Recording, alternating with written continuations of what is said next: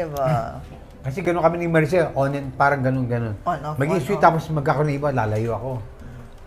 Pagka ako may iba, lalayo siya. We never had a relationship. Bitin. Naging fiercest rival mo. Was it Gabby?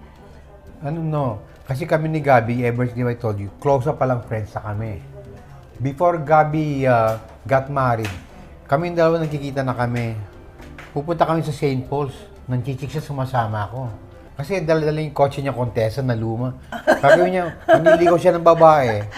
Akit siya sa pader, hihintay ako sa kotse. Tatakbo siya, inahabol ng aso.